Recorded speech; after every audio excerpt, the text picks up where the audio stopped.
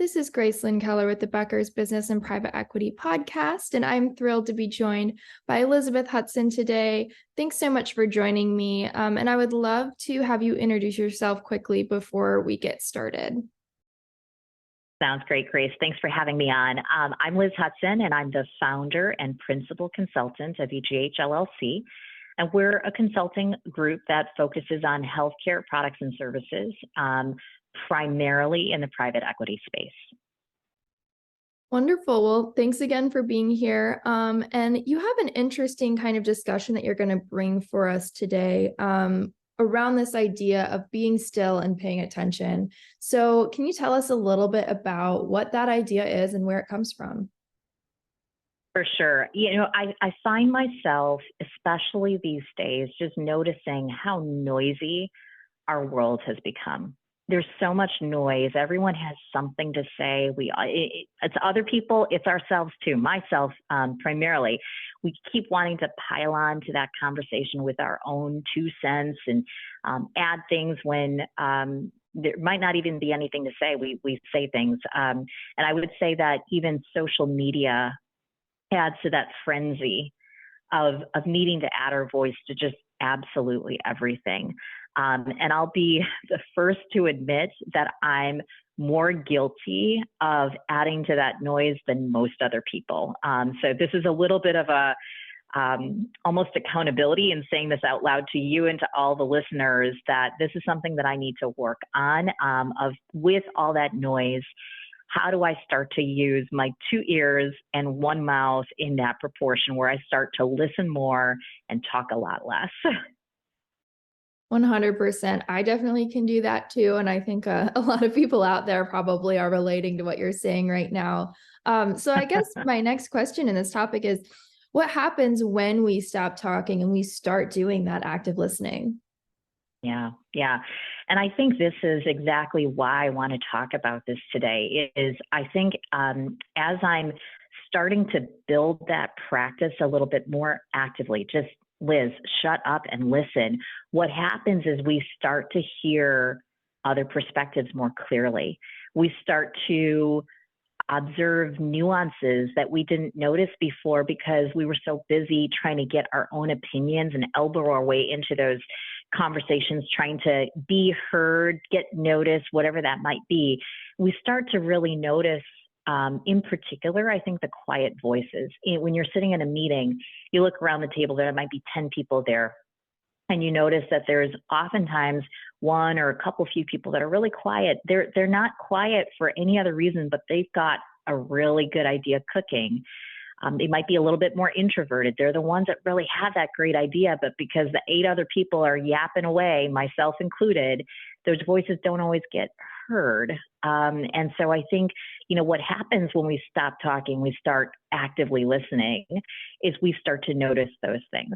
Now, I do think that a couple things that in some ways make this more challenging, sometimes make this more easy.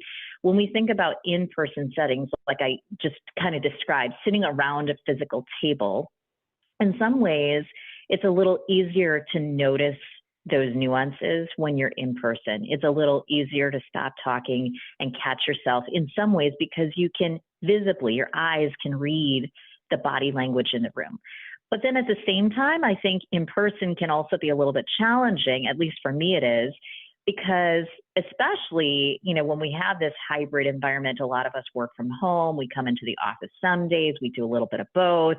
Sometimes the tempo of an in-person meeting creates a little bit of energy, which is good and it's exciting, but it also gets more voices going and a little less listening. So I think that's one setting of in-person that we need to watch for, how it can be easier, a little bit harder, and try to work on that.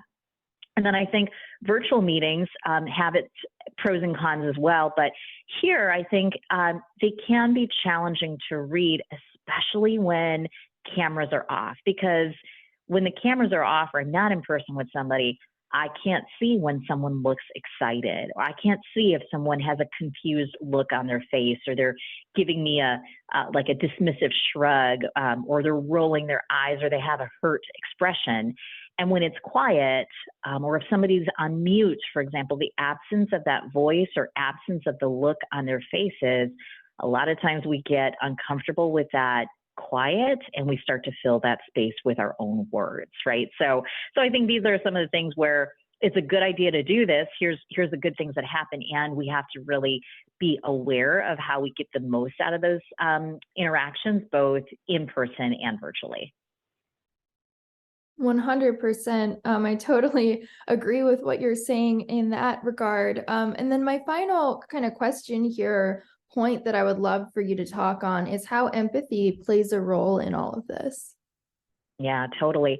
So I think when we get quiet, when we're really starting to be still and pay attention to what's around us, we do start to tap in more to empathy. And I think a lot of times when we hear the word empathy, we often go to our version of the definition of that word, which is, oh, poor you. I connect with your sad situation. But that's not actually how it's defined. How it's defined is really the ability to understand and share the feelings of another, right? So that's not like, oh, you're in a unfortunate situation, I feel empathetic towards the situation that you're in, but rather like just understanding how somebody else is feeling and where their heads are at. And I think when we tap into that, it's easier to do that when we're quiet. When we tap into that, we start to put ourselves in the other person's shoes. And that's really important in our own cultures, in our work cultures. So that's for our employees, for our managers. It extends to our external audience, which might be our customers, to our clients, but even personally to our families and to our friends. I would go so far as to say it becomes really important when we're interacting with strangers, people we don't know, or even people that we would term as our competitors or our enemies, right? As soon as we can start to put ourselves in the other person's shoes, we start to see those things very, very differently. And I think as we have that empathetic kind of a mindset and kind of open hands, open mind to that, we're taking in great information. We're taking that in as we're observing what's around us. But I also think that compels us to learn more. For me, that's been a journey of, for many, for decades, I would say, really just, we've all tapped into personality types, introverted, extroverted, what are the ones that are, maybe a little bit more sensitive, maybe the ones that are thinking, and what are the best environments for those individuals to thrive? What are the best environments for ourselves to thrive? So I think personality types has been one that's been on many of our minds for a long time. And even just recently, I just finished reading the book called The Divergent Mind by Janara Narenberg. I'm not sure if I'm pronouncing that name correctly. My mind was totally blown.